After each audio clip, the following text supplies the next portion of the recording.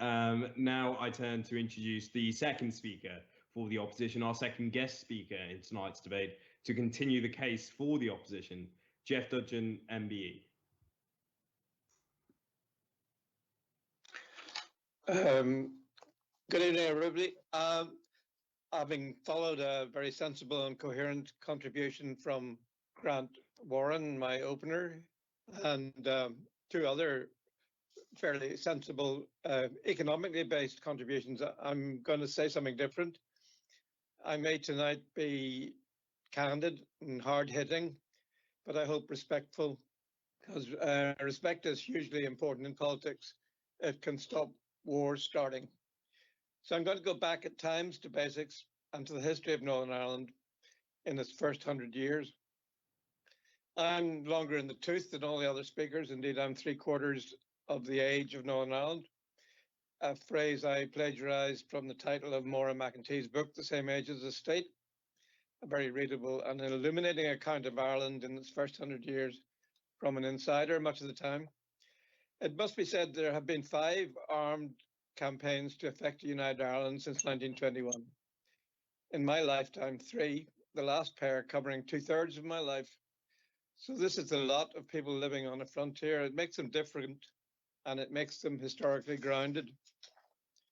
My first memory of political violence in Belfast was the Sarah bombing near my house in Belfast in the 1950s. And its equivalent is back to some degree in dissident form. But the question of a united Ireland begs many more questions. Is it about a united island, a territorial land grab, or a united people? The united island has predominated over the century, be it militaristically through the IRA and its offshoots, or politically through the militant separatists of the IRB and those like Roger Casement, whose biography I have written, or Sean McBride, through to the ultimately compromising figures of De Valera and Sean McEntee, and today to the Department of Foreign Affairs at Ivy House, the official keeper of the nation's sacred flame with its current hard cop incumbent, Simon Coveney. The united island view predominated, at least in rhetoric, until the 19th Amendment of the Irish Constitution in 1998, which led to a new Article 3, which read, and I will quote it at some length, but it's very significant.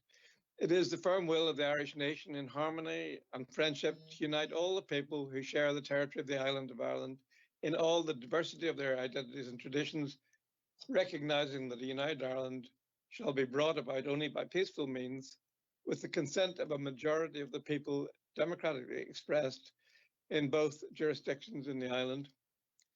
Those words were approved by a massive 94% of the people in the Republic, an actual majority, huge majority, which replaced the mythologized 1918 election result as a mandate. Sadly, it came 2 generations late for curbing the war.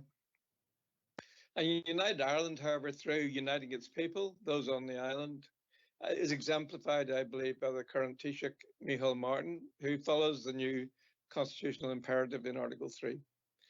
But the question then is, will the unionist people want such unity, and what are they being asked to unite with? Protestants are united only in knowing what they are not, with a figure of perhaps 95% seeing themselves as at least British.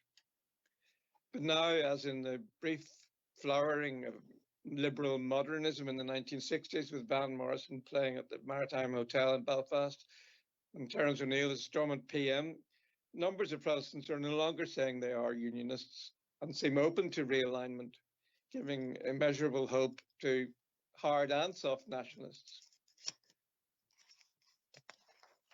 So this is more than the fragment of pre-partition home rulers like Armour of Ballymoney. But there's a problem with this apparent shift in times of peace.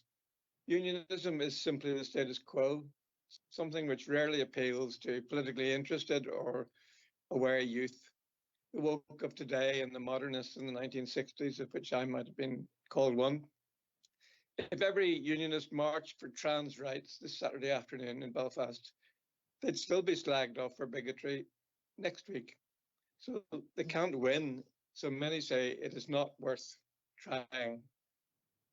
So the issue is exaggerated by the predominant unionist party being the DUP.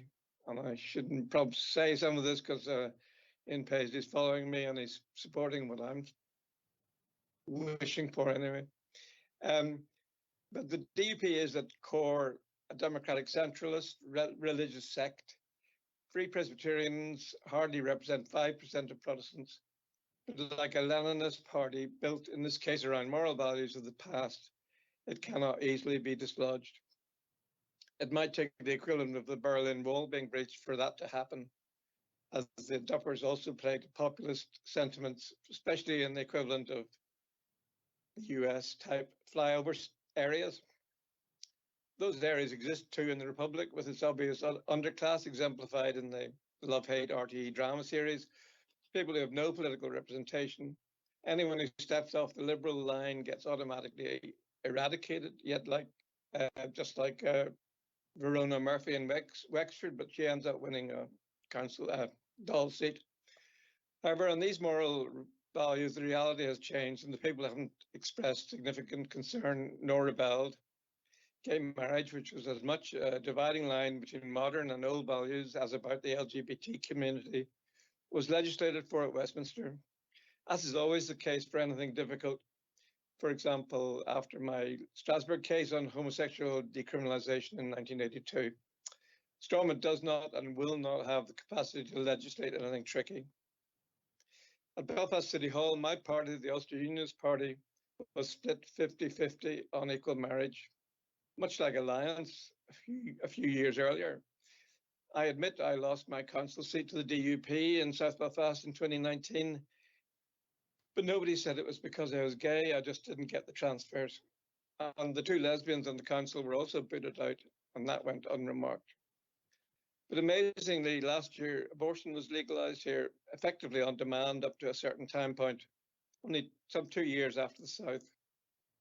Pro-life parties like the SDLP voted for reform where no voice of theirs would have dared speak in favour a year or two earlier. Point of information, if I may, Jeff?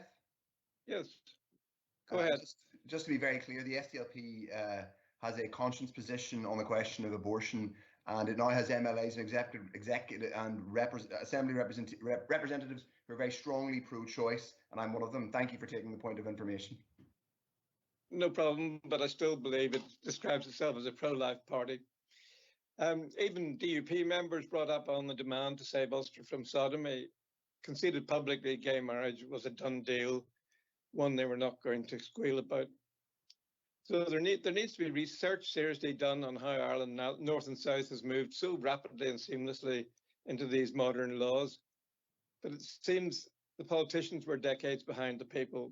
It was probably ever thus. So the two countries look fairly similar today. There is no particularly magnetic force pulling us south, even though religion in the form of the Catholic Church has been irretrievably damaged by having power without check for the first 50 years of the Irish state. It's amazing how Mary Lou MacDonald can repeat without contradiction and little notice how Home rule turned out to be Rome rule, and the Unionists were right.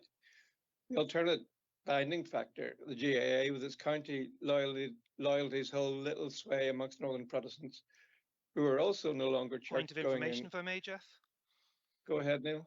Don't forget the other all-island body, the Irish Rugby Football Union, that has great abilities to bring nationalist unionists and other together in the name of sport for a single island team. I'm aware of that. In fact, Trevor Ringland phoned me today to tell me to mention it. It's a class thing that in many ways there is no association football United Ireland team, so that it stands out as different. So the conundrum for nationalists is how to attract not just enough to scrape a majority vote for an all-island state, but the substantive majority, as outlined by Seamus Mallon, that would be sufficient to make it happen and work. The underlying reality, of course, is the unspoken fact that there is no single Irish nation on the island. There are at least two, by any reasonable analysis of what constitutes a nation. But then nobody in the South can psychologically grasp that possibility, no matter how benign they are. Nations, let alone national minorities, do not disappear except occasionally through marriage or eradication. unnoticed where intermarriage used to be the preserve of working class people in Northern Ireland until the recent troubles. That is no longer the case. It's something reserved to middle class couples. But the best way of addressing national difference is through respecting the difference and agreeing to live and let live. No more nagging, in which case, who knows, the result could be dramatic. But what are the magnets? Certainly, if Sinn Féin took part in the government or was the government next time round in the Republic, one thing you can be assured, there will be no advances toward the island's political unification. The memory of the territorial war is too strong. Killing 2,000 people for unity, one few friends, Roy Green's laid aside. The attractions of the South recently was the socially liberal, economically successful middle-class state of the last 2 decades. That is until the combination of COVID and Brexit in 2020, when Fine Gael in particular became aggressive and atavistic, joined in chauvinistic swagger by certain Irish Times commentators. The economic damage of COVID-19 remains to be calculated, but it will sadly be significant in terms of employment. Brexit has changed the dynamic. The UK also appears no longer part of the old rules-based international order. Brexit was the revenge of the Anglo-Saxons in many ways, the longest repressed nation in Europe, conquered by the Normans and perhaps in Ireland by the Hibernian Normans, so noticeable in Fine Gael. The Saxons lingered on voiceless until 2016. That is, other than is in the Irish Constitution, in the language section, or in the words of the Soldier Song. So, concluding, demography is no longer helpful toward island unification. Since the collapse in Catholic moral teachings, the respective birth rates hardly differ. The advent of a significant migrant population is important. But the political reality nearly always is it's the economy, stupid. Who will pay 12 billion quid per annum? So I suspect I'll have to conclude at this point. And thanks very much for listening. But money will be the ultimate block to unite Ireland. However, culture does come first.